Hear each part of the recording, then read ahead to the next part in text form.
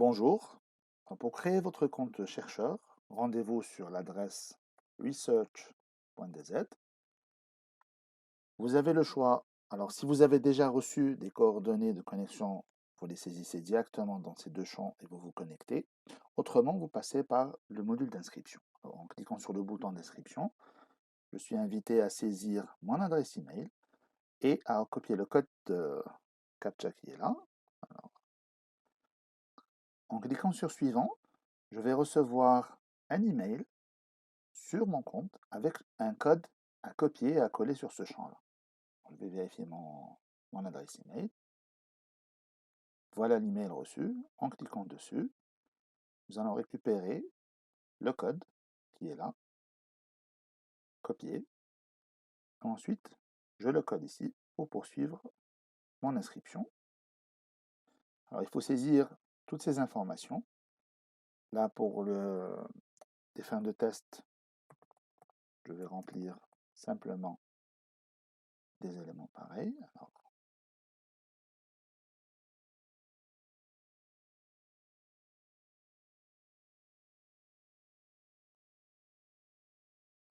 le compte Google Scholar, il s'agit de l'ID du Google Scholar, donc si vous l'avez, vous le collez ici directement.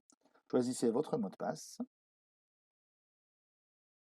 Alors là, vous avez des informations, par exemple, il faut un minimum de 6 caractères avec au moins un chiffre et une majuscule.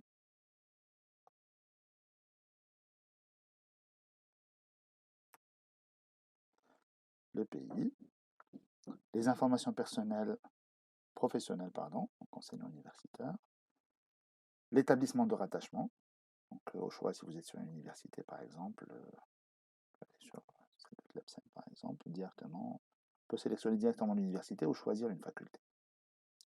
Alors le grade, on peut être, je vais mettre directement doctorant par exemple, alors choisir n'importe quel élément qui me convient. Alors la spécialité, on va être sur ça. Alors très important, l'agence thématique de rattachement, donc ça peut être selon votre spécialisation, on va choisir la TRSSV. Sur les domaines de compétences, on peut taper par exemple chimie analytique, on peut combiner plusieurs éléments. Par exemple, on va rester sur ça. Et je clique sur finaliser. Alors, votre demande a été prise en charge, vous recevrez une réponse prochainement. Ce cas de figure se présente lorsque j'utilise un email qui n'est pas un email institutionnel. Si vous avez un email institutionnel de type université ou école, vous êtes automatiquement accepté sur la plateforme. Il y a un deuxième cas d'école au cas où, par exemple, votre fiche chercheur a déjà été saisie au niveau de la plateforme. Dans ce cas, il faut contacter votre agence et votre mot de passe sera automatiquement attribué et vous le recevrez sur votre compte email.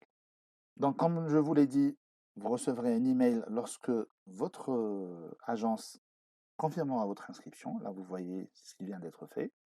Donc, je reçois un email, confirmation d'inscription.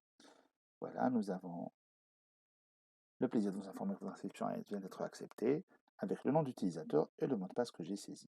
Donc, dans ce cas, je suis invité directement à me connecter au niveau de la plateforme. Je vais copier mon email pour aller plus vite. Donc, je retourne à la connexion, l'email, le mot de passe que j'ai saisi lors de mon inscription et je me connecte. Je vous remercie.